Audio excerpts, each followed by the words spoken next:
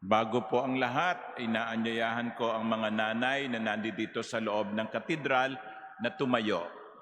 Mothers, please stand. Ay, ang dami ah.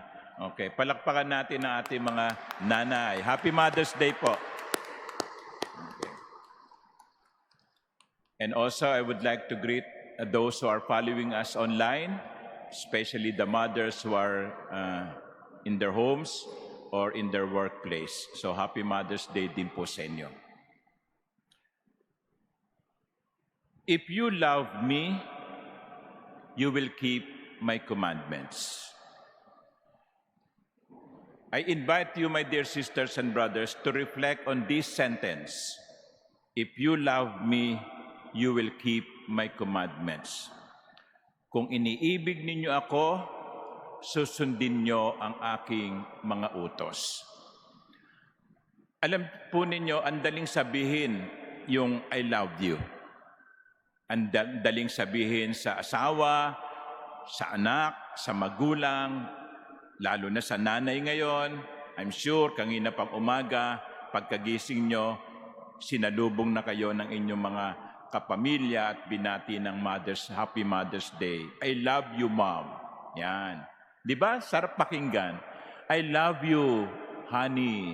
I love you, darling. I love you. I love you, Monsignor. Yan. Wala yata nagsasabi sa akin nun. No, I love you, Monsi. No. Anyway, it's very easy to say those words. But the proof of the words is the action. The proof of the sincerity of the words is the action that follows the words. Kaya yun ang gustong sabihin ni Jesus, kung iniibig ninyo ako, huwag nyo lang sabihin mahal nyo ko. Huwag nyo lang sabihin I love you, Lord. Kung iniibig ninyo ako, susundin nyo ang aking mga utos. Kasi gano'n naman di ba? Kapag mahal mo ang isang tao, gagawin mo yung ikalulugod niya. Gagawin mo yung magpapasaya sa kanya. Kaya nga, yung mga nangliligaw, no, hindi ba inaalam nyo kung ano ang kanyang paborito, yung nililigawan nyo? Susupresahin nyo. Dadalhin nyo siya sa kanyang paboritong restaurant. Bibigyan nyo siya ng kanyang paboritong bulaklak. Ririgaluhan nyo siya ng paborito niya. Kaya nga, pag magde-date kayo, ang tanong ng lalaki ay, saan mo gustong kumain? Yan. Hindi naman sinasabi ng lalaking nangliligaw, dito tayo kumain, dito ang gusto ko Hindi. Ay, doon pa lang, busted ka na. No? Sasabihin mo sa minamahal mo, saan mo gusto. Saan mong gustong kumain. Saan mo gustong mamasyal. Of course, ang madalas na sagot ng nililigawan ay, bahala ka na kahit saan. No?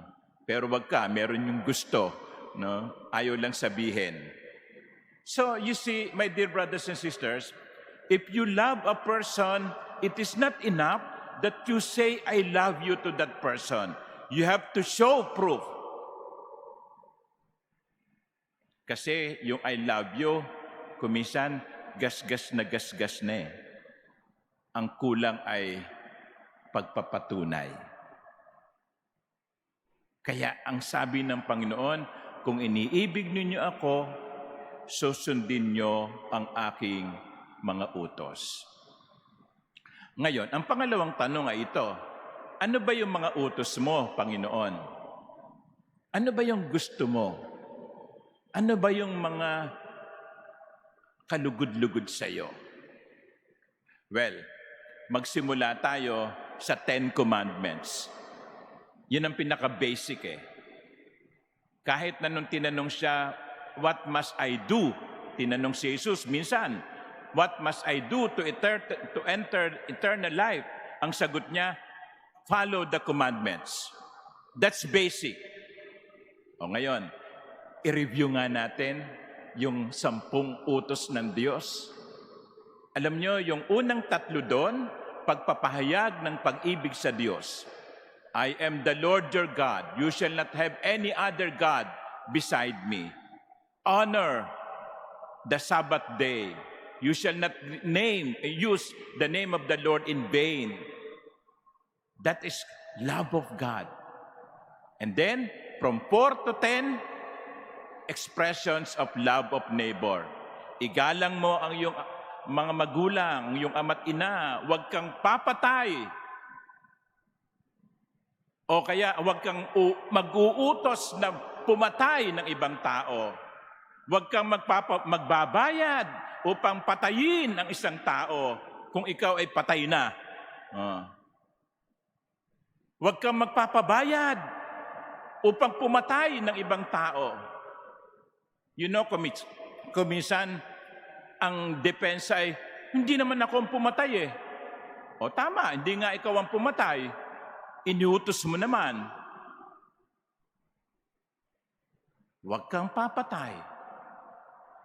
Huwag kang magnanakaw. Kung mahal natin ng Diyos, huwag kang magnanakaw. Kung mahal mo ang Diyos, huwag kang papatay. Kung mahal mo ang Diyos, huwag kang magsisinungaling. Huwag kang kukuha ng mga pera sa maleta. Sapagkat yan ay pera ng bayan. Huwag kang boboto ng mga politikong magnanakaw. Kasi kung minsan hindi tayo nagnanakaw, pero nakikinabang tayo sa ninakaw. Di ba? Hindi ka nga nagnakaw, pero humingi ka ng basketball court. Humingi ka na yung inyong pader sa barangay ay mapintahan. O hindi ka nagnakaw, pero nakinabang ka sa mga perang ninakaw. Huwag kang magsisinungaling, ang sabi ng utos ng Diyos. In other words, huwag kang magkakalat ng fake news.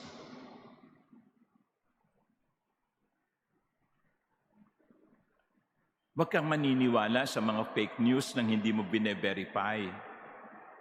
Kasi kung minsan, pag nabasa nyo sa Facebook, maniniwala na kayo agad, ipapasa, isi-share nyo na. Be careful, because you may be spreading fake news.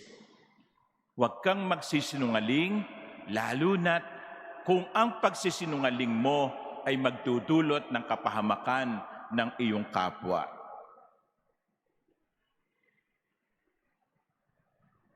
Ulitin ko yon ha. Huwag kang magsisinungaling, lalo na't kung ito'y magdudulot ng kapahamakan ng iyong kapwa. So ito ang basic. If you love me, keep the commandments. Keep the 10 commandments. Follow the commandments. Live according to the commandments. Kaya nga siguro, magandang itanong natin sa ating mga sarili, talaga bang mahal ko ang Diyos? At kung talagang mahal ko ang Diyos, ginagawa ko ba ang kalugod-lugod sa Kanya? Pero, pangatlo, maaaring sabihin nyo, Father, gusto ko naman talagang sundin ang utos ng Diyos eh. Ayaw ko naman talagang gawin yung mga bagay na masama. Kaso lang, mahina ako. Tao lang ako. Nagkakamali. Kaya nga, anong sabi ni Jesus? No?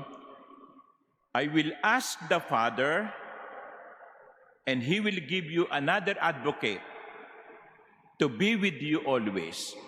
So anong gustong sabihin ni Jesus? Alam ko mahirap yung pinagagawa ko sa inyo. Kaya bibigyan ko kayo ng tulong.